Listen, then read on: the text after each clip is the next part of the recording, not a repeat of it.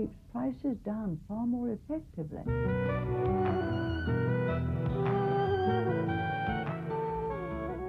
As long as suffering of sentient beings remains, I will remain in order to serve.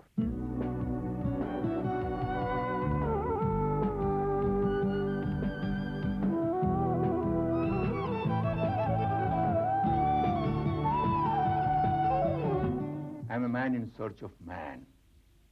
I was never in search of God.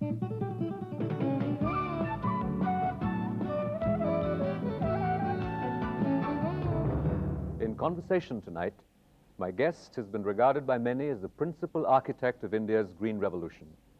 He's perhaps India's best known and most distinguished agricultural scientist. But he's more than a scientist. He's an able administrator and a man with a profound social commitment. I'm delighted to welcome Professor M.S. Swaminathan. In India, we've now almost begun to take for granted the fact that we grow enough food, and we tend to have forgotten the crisis that was perceived in the 50s and 60s when the rest of the world wrote us off as a basket case and there was no hope in a sense. What were some of the principal causes, and you were in the middle of this exercise and process, that helped us get over that? Well, I would say it is not one cause but a series of measures which are taken, particularly in the 60s, starting with the technology, a change in technology, because after we became independent, our government started making major investments in irrigation and also in the production of fertilizers. In fact, Sindri was our first fertilizer factory. Although fertilizer use was known in Europe a century earlier, we were latecomers except in some plantation crops. So the government felt that we must have the inputs, because without inputs there couldn't be no output. But then we didn't have the technology by which the plant could make use of water and fertilizer in an effective way. When these packages of technologies, new technologies, became available in the early 60s, the government also introduced a package of services, extension service, input supply service, a national seeds corporation to produce the seeds, because in agriculture, extension of knowledge alone has no meaning without coincident supply of the inputs needed to apply that knowledge. So it is, you have to have a synchrony between supply of knowledge, supply of inputs, and above all public policies for pricing, input-output pricing. For example, the government announced a floor price, a minimum price, so that the farmers were assured that whatever quantity they produce, the government will buy. And they created the instruments like the Food Corporation of India, a prices commission to fix prices. At that time, Mr. C. Subramaniam, who was the Minister for Agriculture, and the Prime Minister Lal Bahadur Shastri, and later Prime Minister Indira Gandhi, they all gave the political support which was necessary to create this kind of infrastructure. So the package of technology, the package of services, and the package of public policies, when they became mutually reinforcing, then you found fairly rapid progress, because farmers are always the same. They are ever willing. A farmer everywhere in the world is known to be one, who the cost, risk, and return structure of farming determines their own reactions to technologies. The cost of production, the risk involved, and the expected return. You were at the center of, in a sense, the technological innovations, the hybrid varieties of seeds that were developed. Well, I had the good fortune of working at that time, if I may say so. Not only me, a whole group of scientists at the Indian Agricultural Research Institute in New Delhi here, and also our other collaborators institutions like the Punjab Agriculture University, the Govind Vallabh Pant University of Agriculture and Technology at Pantnagar, the Haryana Agriculture University. So many of them were involved. It was a team effort of a large number of people, and I happened to have an opportunity also to play a role. What were some of the major challenges that you came up? I would imagine that in a country where you have so many small farmers, it's that many more people to reach and to persuade to use new varieties and new technologies. This was one of our major challenges. We found, for example, I started working in Delhi from 1947, and in the 50s, the farmers were growing their own traditional crops. Usually there was a Persian wheel run by a camel, round and round, the water was coming to those who had water, and the yields were about a ton, 10 quintals per hectare. That was about the yield, and it was sort of going on, that kind of agriculture.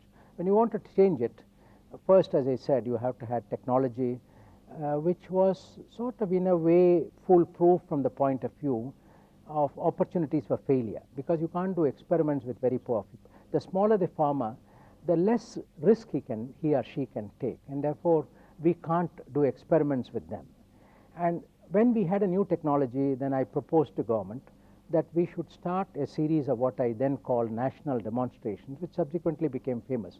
In 1964, I sent a proposal saying, here we have technologies which can give 2 to 3 times the yield.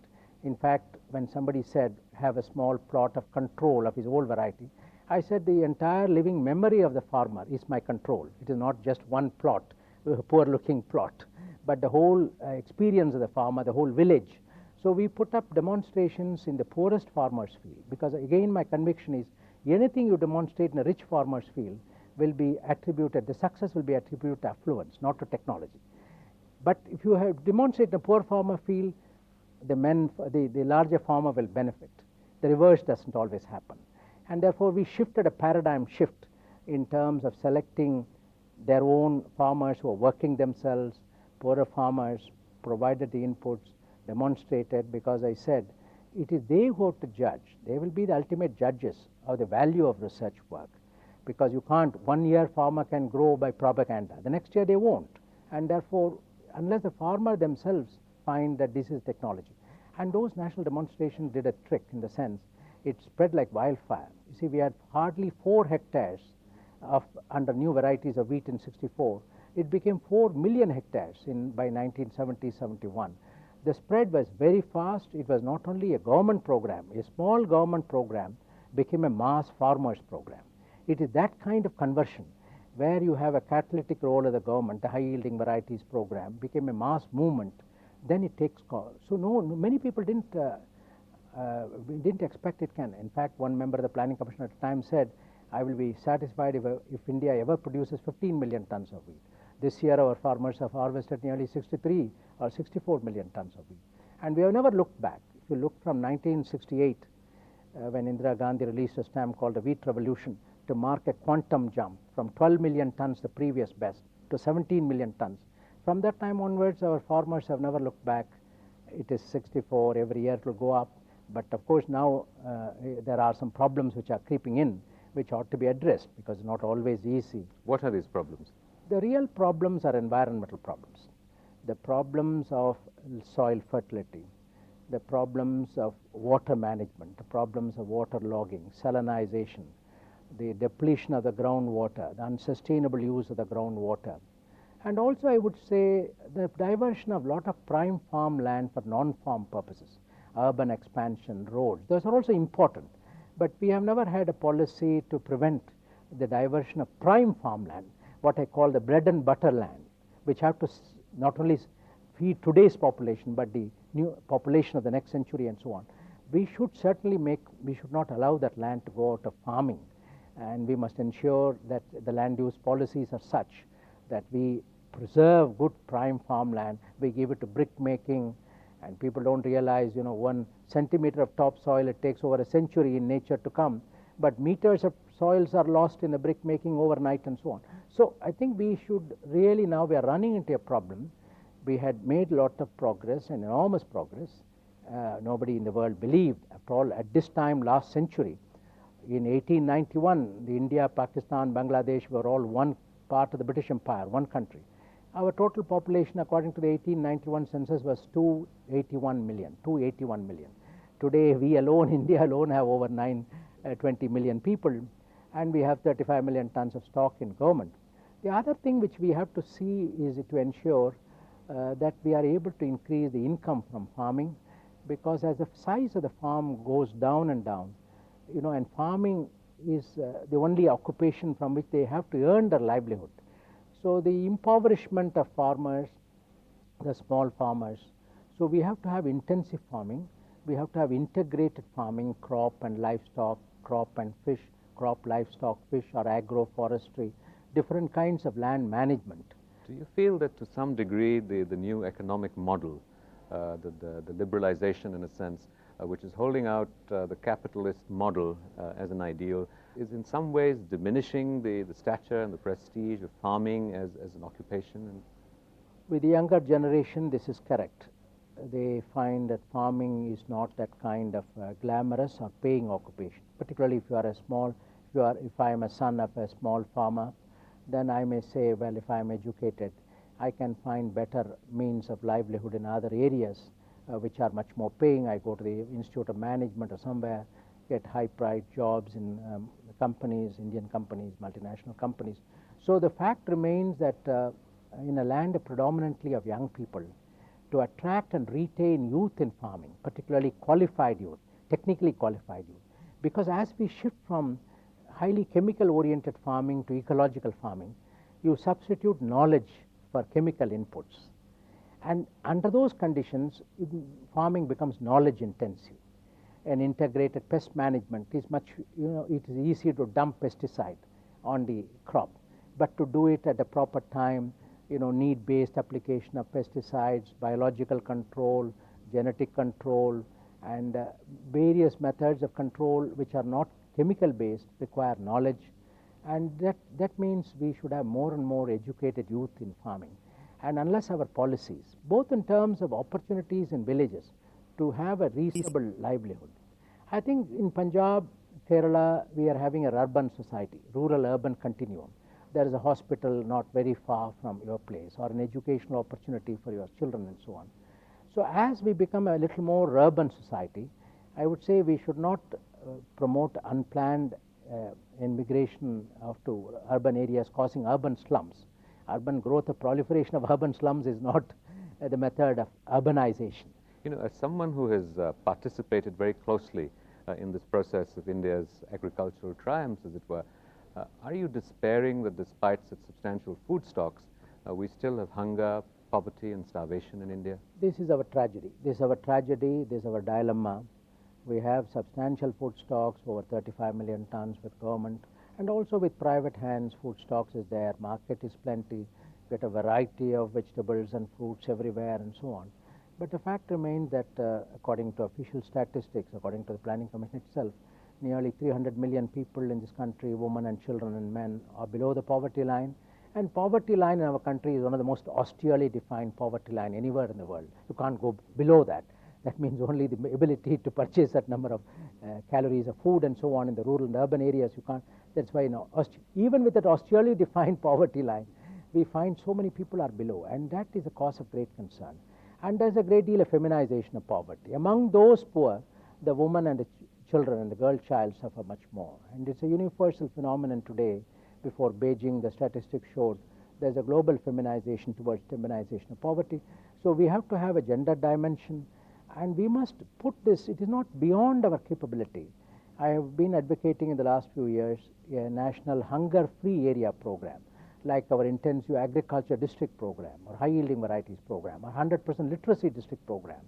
If we really want, we can make a frontal attack on that problem if there is a national will to do so. It has to be a sense of prioritization. This is our number one problem. There should be nobody below the poverty line. And if we do that, we can. But there, the opportunities lie for the new jobs. You see, even in the other countries, when the President of the United States goes abroad, he says, I'm going there to create more jobs for Americans. Job has become highest in the political agenda of most of the industrialized countries, because they have a very high degree of social security. More jobless, the more the finance ministers worry of finding money for providing unemployment insurance and so on. But in our country, many people, millions and millions, are underemployed, unemployed, and we can't just measure unemployment by these employment exchanges. They are not the indication. In many of your writings and in your speeches, you frequently refer to Gandhiji, and that you're personally inspired by Gandhi. What kind of lessons in this contemporary situation do you think we might draw from? I think there are three major lessons in my view. One is, of course, Gandhiji's emphasis on more sustainable lifestyles. Famous quotation of nature provides for everybody's need, but not for anybody's greed. Now, and by his own personal example, he showed that you can have a more simple lifestyle. It doesn't mean any depletion in the quality of life. You can have a clean air, clean water, live more in a much more healthy way. The second point which he always emphasized is to disaggregate a complex problem. When he said Gram Swaraj, what he really meant was let the people in the village decide for themselves, what we now call Panchayati Raj. You see, 1995 is a good question to ask this question, because what some of the leaders have said, it's the second transfer of power. 1947, we had the first transfer of power from Britain to our Delhi, and then Delhi to state capitals.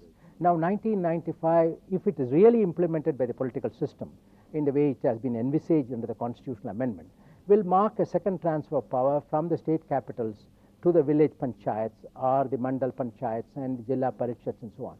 I think the only way, when I say over 300 million people in this country are below the poverty line, it looks a staggering figure.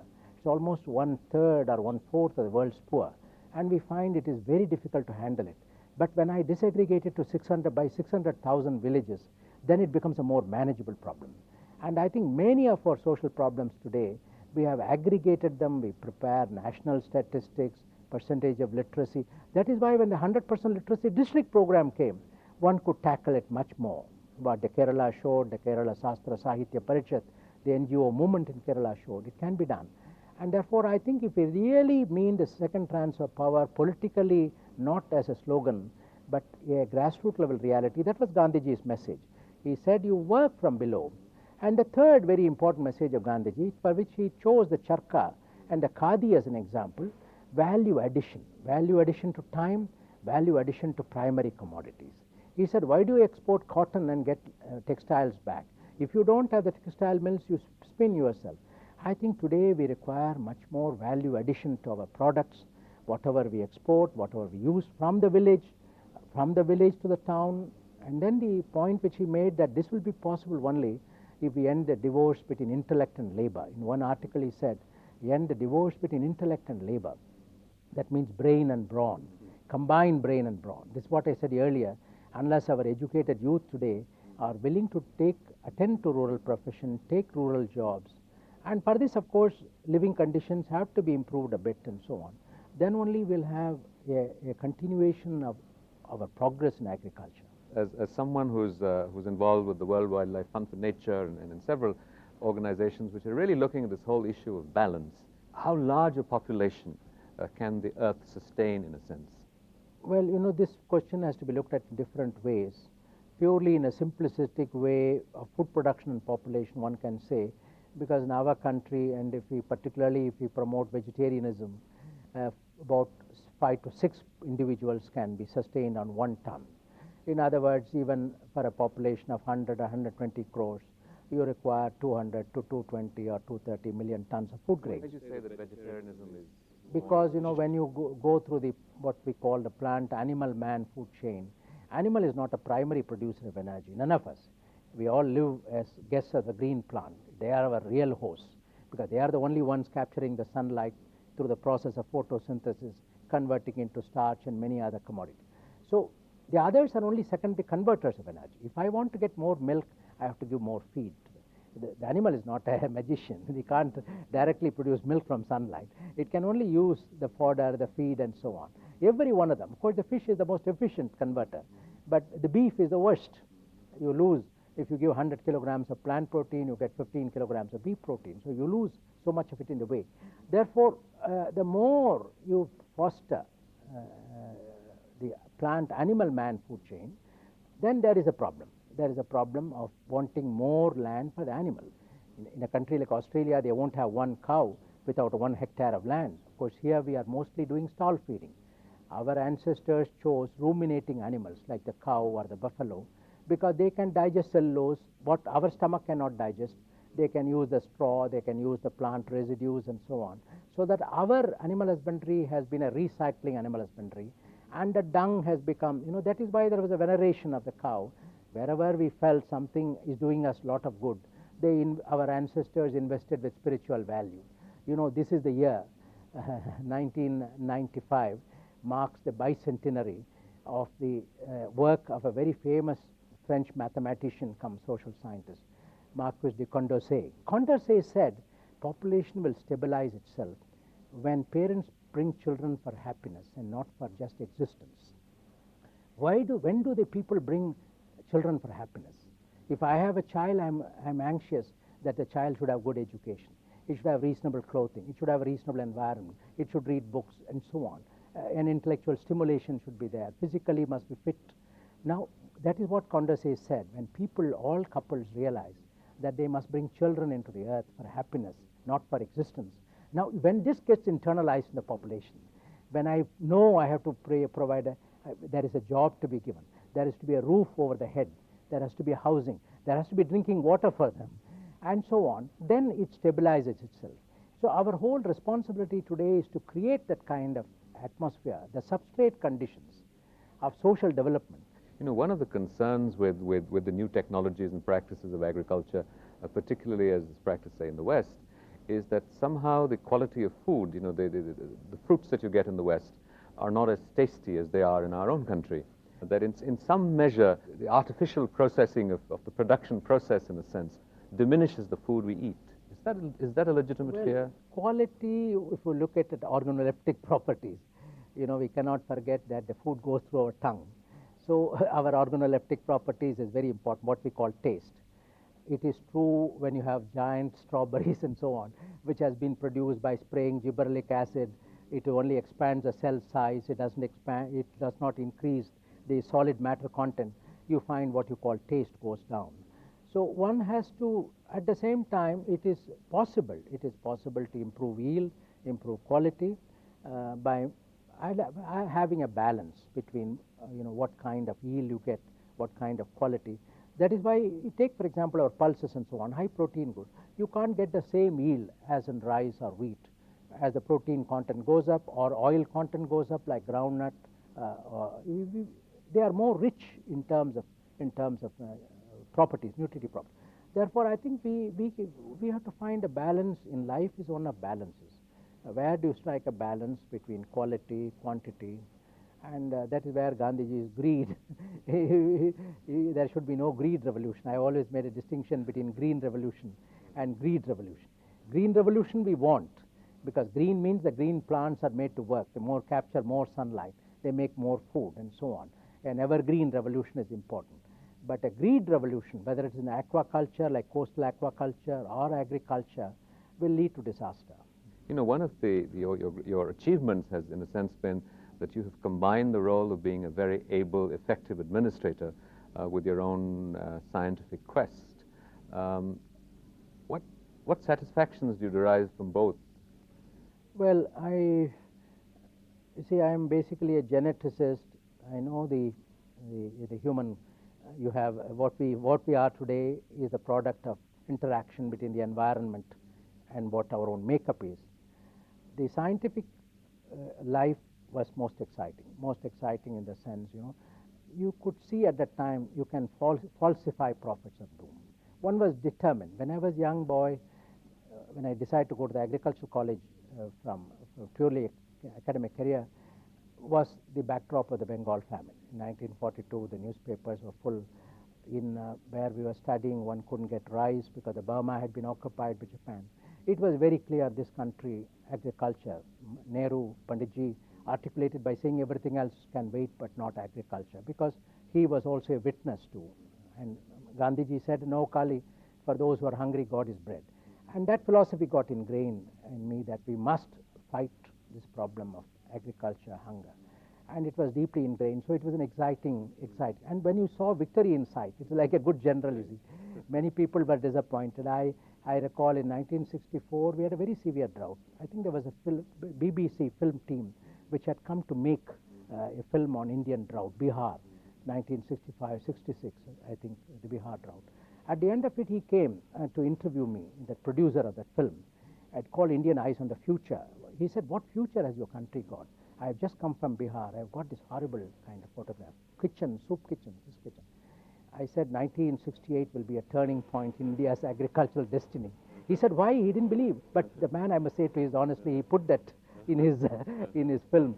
At the end of it, an interview with me, 1968. I said it because I had calculated, if everything goes well, by 1968 we'll have sufficient acreage under the new varieties of wheat to make an impact on production. That happened from 12 million tons to 17 million tons. This is an excitement, really. You can't, in biology, there are so many imponderables. rain will fail, monsoon may fail. So you can never, unlike physics particle, you can do an experiment in the laboratory. We can't do it. We are working in the field where many things are not under our control. How vulnerable do you think we still are to the failure of the monsoon? We are vulnerable still in the sense, I would say not so much in food production. We will have a drop, but not very much. If we manage our, you see, when I was Agriculture Secretary, I divided the country into, in a calamity year, into most favorable areas from the point of view of food production, and most MFA and MSA, most serious areas from the point of view of vulnerability to famine, drinking water scarcity, not only to human beings but for animals. So that we developed a strategy for the MSA areas, which have to have some method of saving the cattle, saving the human beings, supplying water. But we should have a compensatory production program in wherever there are assured irrigation. Never in our country has totally rainfall fails. Skewed distribution. You know, in my case, agriculture, it is not total rainfall which matters. It is the distribution of rainfall. Countries with very little rainfall, about 20 centimeters, can produce very much more, provided it's like a sprinkler irrigation. You get water throughout the year, little, and so on. But in our country, the monsoon, unfortunately, we get a very high skewed rainfall. We have floods or drought. But we have got now capacity to manage. We have got a very good India Meteorological Department which predicts fairly reliably on what is going to be the monsoon, and computer simulation models must be there, not only for today, but also for climate change. Tomorrow, if there's going to be 1 degree centigrade temperature increase, or the sea level is going to rise by a few centimeters or by a meter, what do? We can't be, with this population, we can't be just sitting idle. We must have a monsoon management strategy. We must have a climate change management strategy. And all these are possible today. You wear many hats. You were on the committee of the Magsaysay Award, of which you were a winner yourself, as I mentioned. You're with the World Wildlife Fund for Nature. What is your quest? What do you seek now to sort of complete in your life, as it were? The quest is the same. The quest is to have a more equitable world, a more equitable country from the beginning, equity in gender terms. I've been a fighter for gender equality for a long time. In fact, throwing modesty apart, the first international award by the International Association for Women and Development was given to me for working for the cause of women. So it is not because of seeking award, but it has been my conviction. And what is Gandhiji's conviction? Many people, Raja Ram Mohan Rai, Maharishi Karve's conviction, that we must have gender equality in this country. So long as we treat 50% of the population in a different way, it is not going to be. And then we should not have this complete deprivation and enormous affluence coexisting with each other. Professor Swaminathan, that's a large, tall agenda, and we have little doubt that it's going to make the kind of impact that you seek, and all strength for your efforts. Thank you very much. Thank you.